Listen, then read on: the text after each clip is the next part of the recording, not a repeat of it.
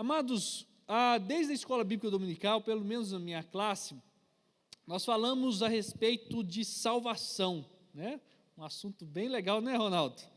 Bem legal, bem polêmico, mas que tem algumas visões a respeito de salvação, predestinação, existe ou não existe.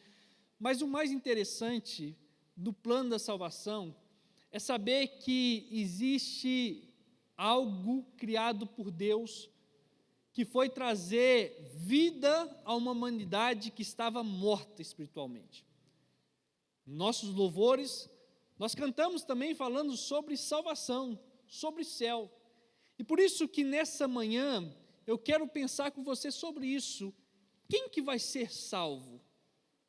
Quem que vai ter a oportunidade de morar no céu? Você tem um lugar garantido no céu?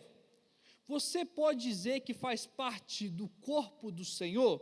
Convido você então a abrir a sua Bíblia no Evangelho de Lucas, capítulo 18.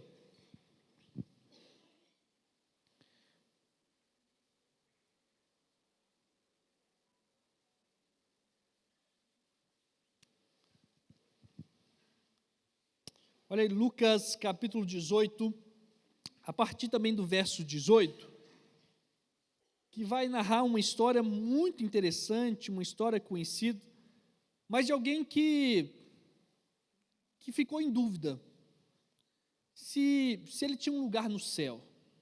Talvez essa seja a sua dúvida também.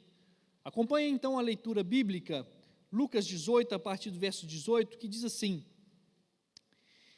E um homem importante perguntou-lhe: Bom mestre, que devo fazer para herdar a vida eterna? Jesus então lhe respondeu: Por que me chamas bom? Ninguém é bom a não ser um, que é Deus. Sabe os mandamentos? Não adulterarás, não matarás, não furtarás, não darás falso testemunho, honra teu pai e tua mãe. O homem então disse: Tenho obedecido a todas essas coisas desde a minha juventude. Quando ouviu isso, Jesus lhe disse: Ainda te falta uma coisa. Vende tudo o que tens, reparte com os pobres e terás um tesouro no céu. Depois vem e segue-me. Mas ouvindo isso, ele ficou muito triste, porque era muito rico. Então, vendo assim, Jesus disse: Como é difícil para os que têm riquezas entrar no reino de Deus. Pois é mais fácil um camelo passar pelo fundo de uma agulha do que um rico entrar no reino de Deus. Então os que ouviram isso perguntaram: Quem então, Jesus, pode ser salvo? E ele lhes respondeu: As coisas impossíveis aos homens são possíveis para Deus. Pedro então lhe disse: Nós deixamos tudo e te seguimos, mestre. Jesus então respondeu: Em verdade vos digo, que ninguém que tenha deixado casa, ou mulher, ou irmãos, ou pais, ou filhos, por amor ao reino de Deus, que no presente não receba muito mais, e na era vindoura a vida eterna. Amém? E que o Senhor continue nos abençoando todas as vezes que nós lemos e estudamos a sua palavra. Queridos, uma das maiores preocupações do ser humano é sobre as incertezas do futuro. Ficamos, às vezes, preocupados com o nosso amanhã, se daremos conta ou não dos desafios que nós enfrentaremos. Preocupamos se teremos condições suficientes para viver, se teremos saúde, se teremos emprego, se teremos do nosso lado, se nós teremos as condições que nós temos hoje de sobrevivência, se nós teremos amanhã. E diante de tantas preocupações, é o que tem gerado muitas vezes no nosso meio uma crise de ansiedade tão presente em nossa geração. E às vezes, queridos, essas preocupações, estão relacionados também à nossa vida após a morte. Talvez você já se perguntou, talvez você já se questionou, dizendo: aonde vou passar a eternidade? Será que existe vida após a morte? Será que existe céu e inferno? Será que eu sou bom o suficiente para morar no céu? Será que eu tenho as características esperadas para ser um morador do céu? Se eu morrer hoje, para onde eu vou? Talvez essa tenha sido uma pergunta que tenha passado no seu coração nesses últimos tempos, sobre as incertezas do amanhã, sobre a questão de ir para o céu ou não ir para o céu. Amados, a Bíblia conta a história de um jovem que tinha preocupações a respeito também da sua vida eterna. A Bíblia diz que esse jovem, ele procurou Jesus e perguntou a Jesus como fazia para ter a vida eterna, ter o seu passaporte carimbado para o céu. Essa história, uma história muito conhecida, uma história que nós conhecemos como a história do jovem rico, conta que havia um jovem que tinha todas as características que muitas vezes eu e você procuramos ter. Um jovem que talvez você, quando olhasse para a vida dele, dissesse: poxa, esse podia ser meu filho, um menino especial. Talvez era o jovem que você talvez desejou casar com a sua filha, um menino que era um menino de ouro.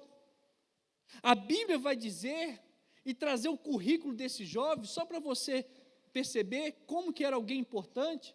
A Bíblia diz primeiro que ele era um jovem rico, ou seja, um jovem que já tinha bens, que tinha riqueza, alguém que não necessitava de nada de fora.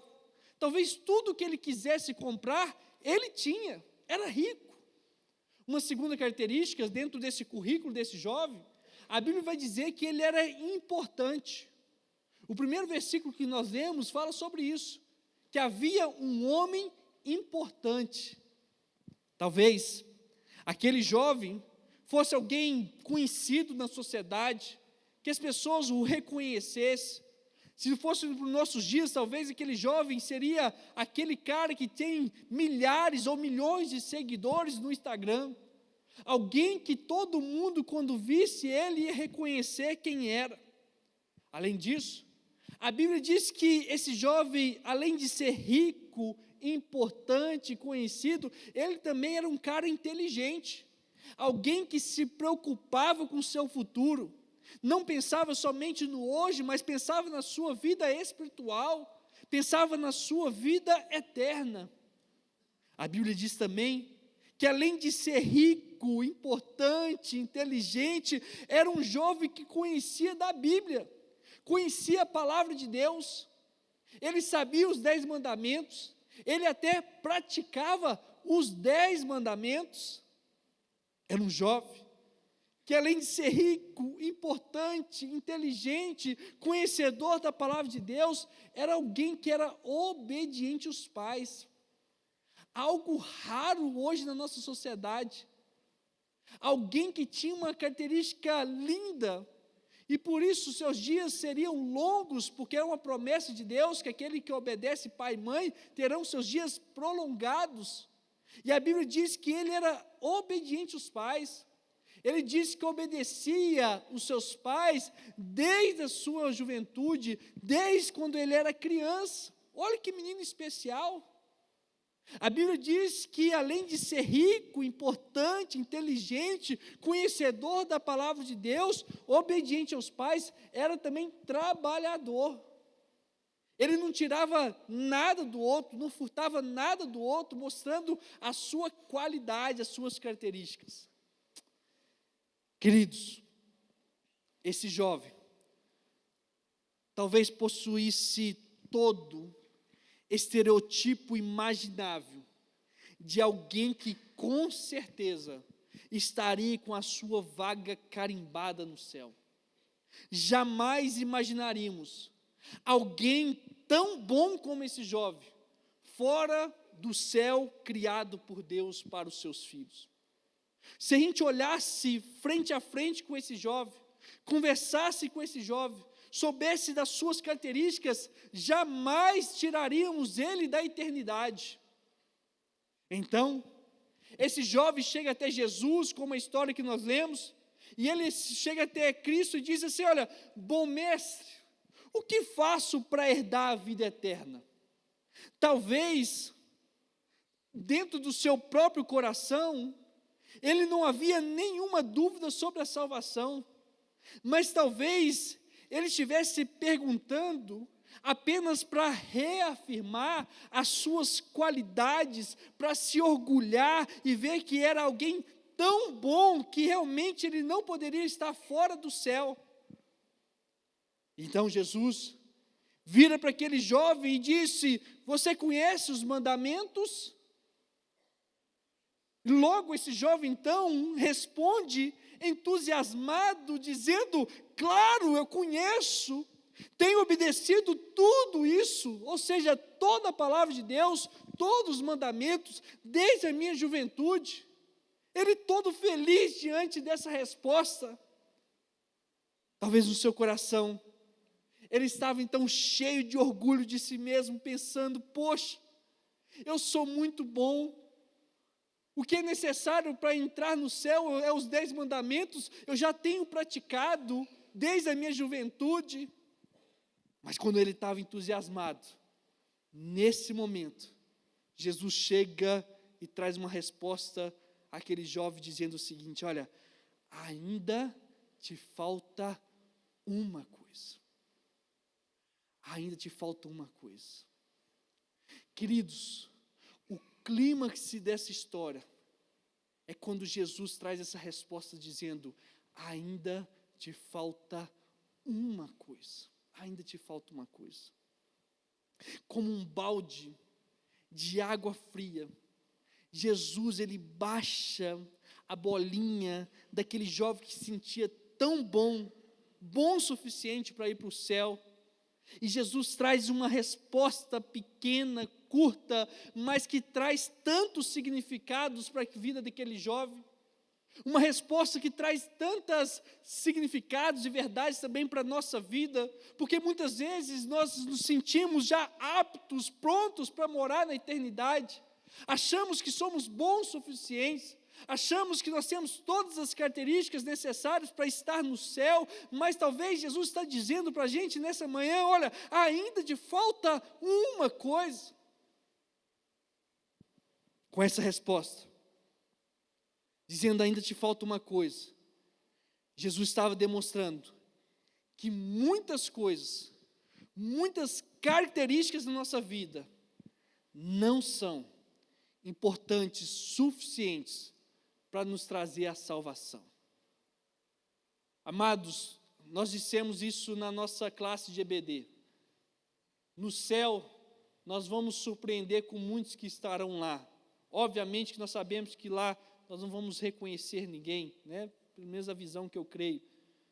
Mas se a gente reconhecesse, provavelmente a gente ficaria surpreso com muitos que estarão lá no céu. E ficaríamos também surpresos, ao mesmo tempo decepcionados, com muitos que a gente tinha garantia, certeza, que estariam no céu, mas não estão no céu, que não foram para a eternidade. Porque algumas características que nós temos não é suficiente para nos trazer a salvação. Jesus, quando disse isso para aquele jovem, dizendo ainda te falta uma coisa, Jesus primeiro estava dizendo para ele que ser importante não é suficiente. No verso 18, que diz o seguinte, o texto que nós lemos, olha aí na sua Bíblia, verso 18, na nossa versão diz o seguinte: olha, um homem importante perguntou. Em algumas traduções vão dizer que esse jovem era um governante, por isso ser tão importante assim. Talvez ele fosse um príncipe, talvez fosse um governante de alguma algum âmbito social, de liderança, alguém que a sociedade tratava com respeito, era alguém importante.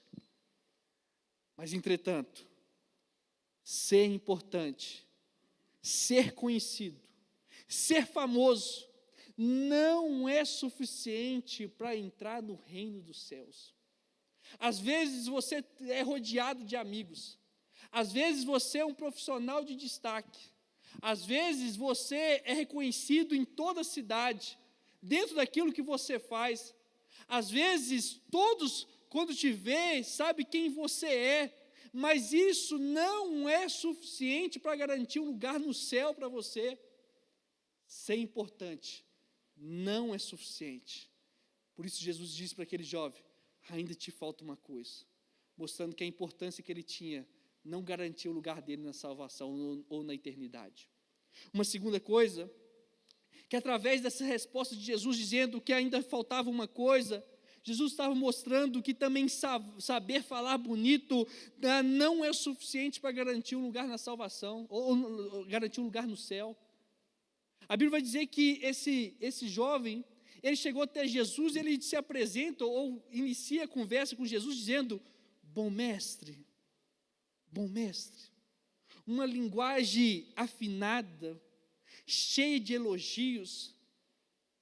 Mas Jesus estava mostrando com aquela resposta que saber pronunciar belas palavras, fazer lindas orações, saber cantar bem, ser letrado, ter faculdade, ter mestrado, ter doutorado, ter currículos invejados, ter certificados, ter toda honraria no campo profissional, não significa nada para Cristo.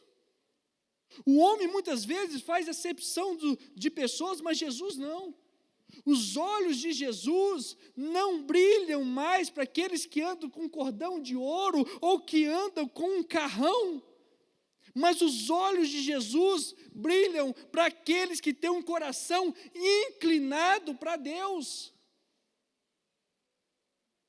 Jesus estava demonstrando que toda a sua importância, de tudo que ele sabia se apresentar, a forma de falar, a sua riqueza, nada disso era suficiente para levar ele à salvação.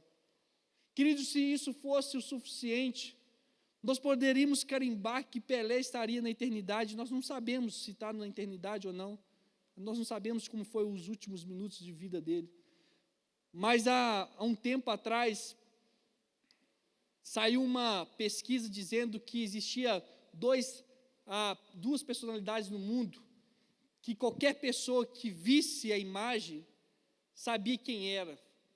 Na época era o Papa, não é o Papa Francisco que está hoje, era o outro Papa, e era o Pelé. Qualquer um na humanidade, qualquer país que chegasse com a imagem dele, as pessoas sabiam quem era ele.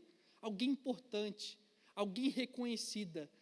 Mas Jesus, com essa resposta, mostra que ser importante, saber falar bonito, ser honrado no campo profissional, não significa nada para Jesus. Não é o que leva a gente para a eternidade. Uma terceira coisa, que Jesus, quando ele disse que ainda faltava uma coisa para ele, Jesus estava mostrando que ter boas intenções também não é tudo.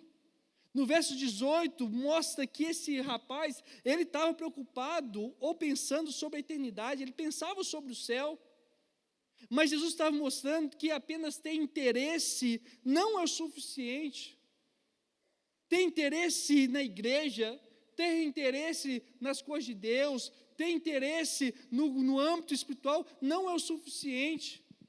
O Senhor espera mais do que isso. Jesus estava demonstrando também que ser religioso não quer dizer nada para Deus. No verso 21 diz o seguinte, olha, o homem disse a Jesus: eu tenho obedecido a todas essas coisas desde a minha juventude. Era um jovem que guardava os mandamentos, não era adúltero, não mentia, honrava pai e mãe. Talvez ele dissesse: olha, eu sou dizimista, eu congrego lá na sinagoga, eu faço parte, eu lidero um grupo lá na igreja. eu estou à frente, eu fui batizado há 30 anos já tem muito tempo de igreja. Mas Jesus vira para ele e diz: ainda te falta uma coisa. Ser religioso, ser membro de igreja, ser líder, não é suficiente para carimbar um lugar na eternidade. Então, o que faltava para aquele jovem? Amados, Jesus então, ele vira para aquele jovem e diz o seguinte: olha, te falta uma coisa. Jesus disse: olha, você precisa vender tudo o que tem e dar aos pobres. A Bíblia diz então que aquele jovem, ele saiu triste pelo caminho porque ele possuía muitos bens. Mas a grande verdade nessa ordenança de Jesus a esse jovem é que Jesus não queria desfazer da riqueza daquele jovem, mas Jesus queria provocar para mostrar que faltava-lhe tirar o coração dos valores terrenos e colocar nos valores celestiais. Jesus estava dizendo para aquele homem que aqueles que querem estar na eternidade, viver do lado do Senhor, precisa ter um coração voltado para Deus. O coração daquele jovem estava dentro dos bens que ele possuía, da sua importância, da relevância que ele tinha na sociedade, mas Deus estava mostrando para ele, Jesus estava dizendo: olha, para que esteja um lugar garantido no céu, o seu coração precisa estar voltado também para Deus. Ei, meu irmão, todos os nossos corações existe um altar, e muitas vezes esse altar que deveria ser ocupado por Deus, está sendo ocupado por tantas outras coisas na nossa vida, está sendo ocupado pelas nossas preocupações, está sendo ocupado por muitas vezes por nossas obrigações, por nossos filhos, por nossos ativismos, e tantas outras coisas. Mas quando que na verdade o que precisava ocupar o lugar de destaque na nossa vida se chama Jesus Cristo. Somente com o coração voltado para Jesus é que nós temos nossa garantia, que nós estaremos na eternidade com o Senhor. A Bíblia conta a história também de um homem chamado Nicodemos, um grande religioso, e que Jesus um dia disse para esse homem, dizendo: olha, é necessário nascer de novo para poder ver o reino de Deus. E esse homem ficou se perguntando, dizendo: mas como assim? Como nascer de novo? Como que a gente pode, depois já grande, voltar para a barriga da nossa mãe? Como assim? Queridos, nascer de novo é o primeiro passo para uma pessoa ser realmente de Deus. É algo muito além do que gostar de frequentar uma igreja, de ouvir uma mensagem, de conhecer ou cantar canções cristãs, mas nascer de novo é escrever uma nova história de vida com Jesus, é ser limpo, é ser purificado do pecado. Nascer de novo é nascer através do Espírito Santo. Por isso que a palavra é conversão, que significa mudança de rota, mudança de direção. Quando você nasce de novo, a direção da sua vida muda e agora você caminha em direção a Jesus Cristo. Por muitas vezes, nós estamos presos, preocupados com questões terrenas, enquanto nós deveríamos nos preocupar se nós estaremos na eternidade junto com o Senhor Jesus. Mas a pergunta que eu te faço nessa manhã é: para quem o seu coração tem vivido? O que você tem feito com a vida que Deus tem dado a você? O que você tem feito com a sua vida? Você tem servido a quem? Você tem trabalhado para quem? Você tem feito o que com a sua vida? Quem tem ocupado a posição de destaque na sua vida? Talvez a grande mensagem que Deus tem para você nessa noite é a resposta que Ele deu para aquele jovem, dizendo: ainda te falta uma coisa. O que precisa mudar na sua vida? O que tem tomado o lugar de Deus? O que você precisa lançar fora, para que realmente o seu coração esteja totalmente voltado ao Senhor. Talvez você já seja até batizado, membro da igreja, exercendo alguma liderança. Talvez você seja o dizimista fiel, não falha um mês sequer. Talvez você já trabalhe na casa de Deus, mas talvez Jesus também está dizendo que ainda te falta uma coisa. Aquele jovem era um jovem religioso, aquele jovem era um jovem de destaque, de importância, mas faltava algo na vida daquele jovem, o coração dele ainda estava preso nas coisas terrenas. Talvez essa também seja a sua realidade. Queridos, logo mais nós vamos participar da ceia do Senhor. E essa ceia nessa manhã não será ministrada para somente membros da igreja, ou pessoas que já foram batizadas em outra igreja e está nos visitando aqui nessa manhã. Mas nessa manhã eu queria ministrar essa ceia para todos que um dia reconheceram que era necessário nascer de novo e que voltaram o coração para Jesus. Ser batizado não garante um lugar para você na eternidade. A Bíblia mostra que existiu pessoas que não foram batizadas e foram morar no céu. Você lembra do ladrão da cruz? Que o Senhor disse que naquele mesmo dia estaria com ele no paraíso. Ele não participou do batismo, ele não teve essa oportunidade, mas foi alguém que reconheceu e voltou o seu coração a Jesus. Nessa manhã, a ceia que nós vamos ministrar é a oportunidade que você tem para se autoexaminar e ver o que está faltando na sua vida. Talvez está faltando somente uma coisa, assim como aquele jovem.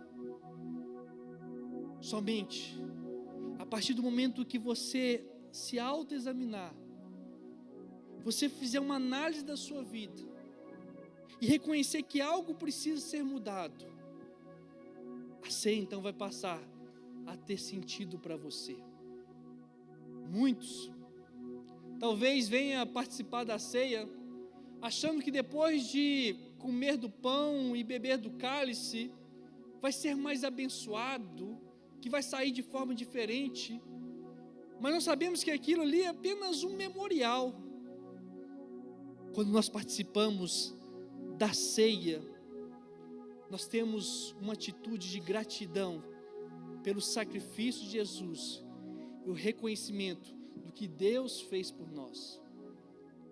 Quando nós participamos da ceia, também é uma forma de demonstração pública que um dia eu reconheci que Jesus é o Salvador da minha vida, e por isso, quando eu bebo do cálice, como do pão, eu lembro do Jesus crucificado, um Jesus que se entregou por mim e por você, um Jesus que veio nos trazer a salvação, e um Jesus que veio trazer a eternidade para nossas vidas. Um dia estávamos presos no pecado, no lamaçal do pecado, mas Jesus estendeu a sua mão, mesmo sem merecermos. Jesus então nos pegou, nos tirou do pecado e nos trouxe vida e vida em abundância.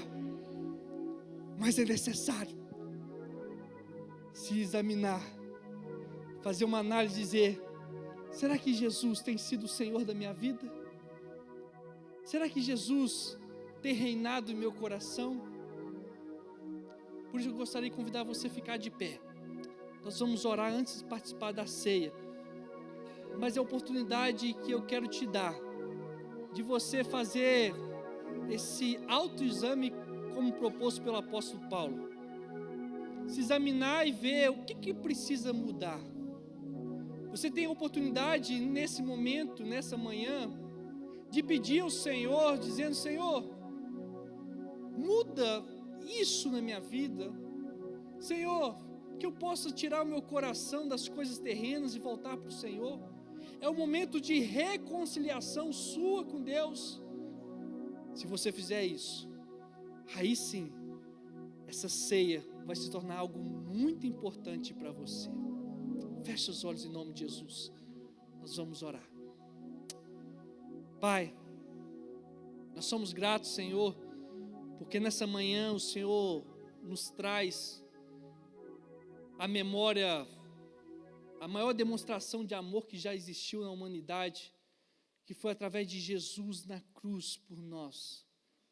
Obrigado, meu Deus, porque um dia o Senhor nos amou, sem merecermos.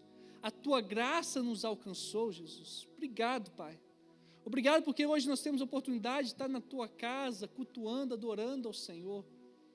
Pai, mas nesse momento, é o momento que nós olhamos para dentro de nós e vemos o que é necessário mudar.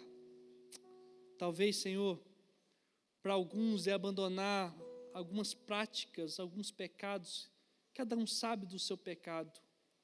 Talvez, Senhor, nessa manhã alguns estão querendo tirar do trono o seu ativismo, o seu trabalho que tem consumido tanto e tem ocupado o teu lugar na vida, no coração de cada um. Talvez, Senhor, nessa manhã, existem aqueles que ainda não reconheceram Jesus como Salvador, mas que nesse momento, nessa oportunidade, está abrindo o coração, abrindo sua vida, dizendo: Senhor Jesus, venha entrar na minha vida, venha fazer morada, que venha ser o Senhor da minha vida. Eu quero entregar o meu coração por completo ao Senhor. Pai, nessa manhã, é manhã de renovação, de aliança com o Senhor. Que esse momento que nós vamos participar da ceia, seja o momento da gente trazer à memória aquilo que o Senhor fez por nós. Nos abençoe, Pai, em nome de Jesus. Amém. Amém.